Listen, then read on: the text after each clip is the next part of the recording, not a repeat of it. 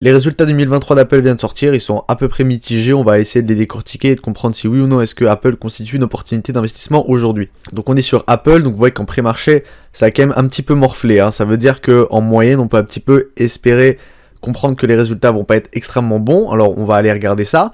Donc déjà, on a une bonne annonce, donc Apple annonce un peu plus de 600 nouvelles applis créées donc pour l'Apple Vision Pro. Donc c'est leur nouvelle, leur nouvelle casque de réalité virtuelle en soi.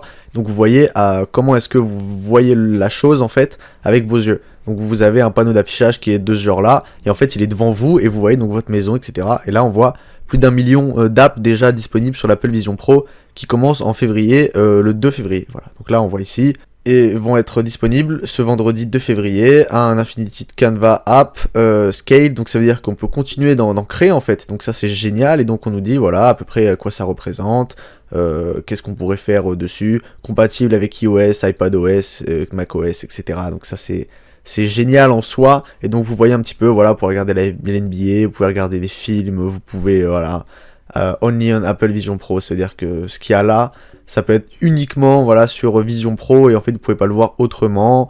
Donc on voit un petit peu comment ça marche. Et donc là vous voyez le mec en fait il a un clavier devant lui et donc il peut cliquer comme il veut, etc. Et donc vous voyez là, et donc ils ont créé un OS qui s'appelle Vision OS. Voilà, donc ça c'est important à savoir. Là vous voyez ici tous vos trackers. Donc en fait ça peut possiblement être quelque chose qui va être game changer. Maintenant à voir. En tout cas nous on va aller regarder donc la finance. Donc les 3 derniers mois terminés donc de décembre, le 30 décembre 2023 comparé au 30 décembre 2021. Donc en termes de produits, donc on en a vendu un tout petit peu plus, c'est-à-dire vraiment une augmentation assez peu significative. Et en termes de services par contre, on a fait à peu près, si on prend du 3, ça nous ferait du 30%, la moitié c'est 15, donc en moyenne on a fait du 15% sur le service. Donc en Excel on a augmenté d'à peu près, même pas rien du tout quoi. Voilà, cost of sales, on voit que on a baissé notre marge, nos coûts d'exploitation sur les produits, donc ça c'est génial. Par contre, nos coûts d'exploitation sur le service augmentent, donc ça c'est normal. Par contre, comparé à la croissance, c'est beaucoup plus intéressant. Donc on a une grosse margine qui augmente, ça c'est normal, hein. Nos produits ont plus de valeur ajoutée et nos services aussi. Ensuite, en recherche et développement, on voit qu'on est à peu près au même niveau. Sellings, General Administration, donc on voit que pareil, ça veut dire qu'on a dû embaucher ou on a dû un petit peu augmenter nos salariés. Operating income, on voit qu'il est un petit peu plus élevé, c'est normal. Ensuite, à peu près all income, expansion, provision for income tax, donc ça c'est normal parce qu'on gagne un peu plus d'argent. Donc on fait 2.18 en dilué contre 1.88 sur le quarter. C'est meilleur, effectivement, mais à quel prix? C'est-à-dire quelle est la croissance qu'on a obtenue? On va aller la calculer tout de suite. Donc à ce niveau-là, parce que moi je ne vais pas le faire de tête, on va aller prendre donc 1.88, c'était 100%, donc 2.18 fois 100 divisé par 1.88, et donc on a à peu près 115%, donc on a fait 15% de croissance, voire 16% de croissance sur notre PS, donc c'est pas mal, comparé à notre chiffre d'affaires qui n'a pas augmenté d'autant, on a fait une croissance juste sur notre bénéfice de 16%, donc c'est pas mal. Ensuite on voit à peu près dans quoi, on voit que ça a été dans les iPhones, sachant que les iPhones on a fait des promotions aussi, mais étant donné qu'on a baissé notre coût de production, ça nous a pas tant coûté que ça. Au final, on va regarder aussi que en Chine, donc on a baissé, en Europe on a augmenté, et aux États-Unis on a à peu près augmenté aussi. Même au Japon on a augmenté, et le reste dans l'Asie Pacifique on a augmenté, donc c'est toujours la Chine qui pèse sur la croissance d'Apple. Alors après évidemment, Great China, faudra la regarder par rapport au Q4 2023 pour voir si oui ou non, est-ce qu'il y a une augmentation, est-ce que c'est saisonnier, est-ce que c'est dû au nouvel iPhone, etc. À vous d'aller regarder ça. En tout cas, sur les services, on voit que ça a augmenté. Wearable, Home et Accessories, on voit que ça a baissé aussi. Donc, c'est-à-dire qu'on a une baisse dans tout.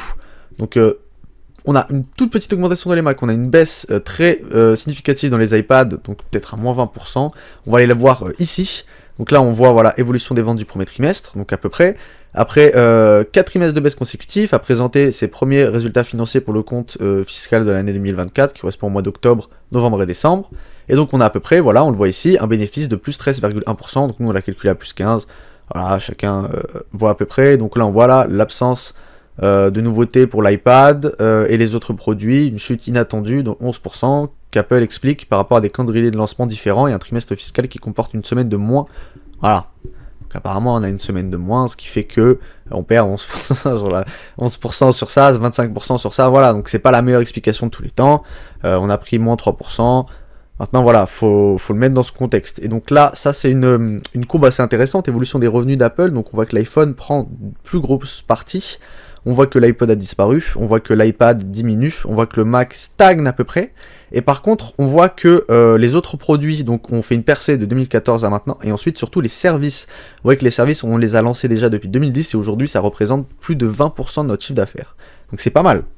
On le voit ici, désormais, voilà, les services continuent de grappiller des paires, et Titi désormais les 20%. Solide deuxième dans les revenus d'Apple. Ce qui est quand même, 20% c'est assez peu, hein, qu'on se dise dans un chiffre d'affaires, on va le voir ici, pardon, on va le voir ici, voilà, 19%, c'est quand même assez peu. L'iPhone représente quand même toujours une très très grosse partie du chiffre d'affaires d'Apple, qui avait dépassé ici, on le voit là, à la barre des 60%, 61% en 2021. Et donc là, on est en train de baisser, alors évidemment parce que les ventes elles-mêmes ont baissé, pas forcément, mais en tout cas, elles n'ont pas augmenté de temps compensé. Donc maintenant, on va aller regarder un petit peu en bas, cash, on voit qu'on a récupéré du cash, on voit qu'on a en fait, on a récupéré du cash avec le fonds de roulement déjà, on a des inventaires à peu près au même niveau, property, plant and equipment, donc on n'a pas investi, on a même un petit peu déprécié, marketable security c'est pareil, other current, non-current asset, je sais pas à quoi ça peut représenter, account payable, on voit que ça a diminué, donc ça de toute façon on l'avait vu, ça veut dire que là, à ce niveau-là, on doit aussi moins d'argent à nos créanciers, donc c'est pas mal. En termes de dette, on a un tout petit peu augmenté, mais de toute façon, ça représente rien du tout. Et donc ensuite, il faudra aller regarder à peu près le nombre, le nombre d'actions rachetées, etc. Purchasable, marketable security. Je sais pas si c'est ça exactement, je pense pas. Hein, voilà. Donc là, on a le net income qui est plus élevé, operation activity, voilà, qui est à peu près au même niveau donc que le net income, ce qu'on a vu. Ensuite, share based compensation, donc on va quand même émettre des actions pour les payer des gens. On a une dépréciation un peu moins faible que l'année dernière, peut-être qu'on fait moins de réinvestissement, à voir. Account receivable, on en a gagné, donc on a fait un petit peu plus de crédit à ce niveau-là. Pourquoi? Faudrait essayer de comprendre ça aussi. Account payable, donc ça, l'évolution du fonds de roulement.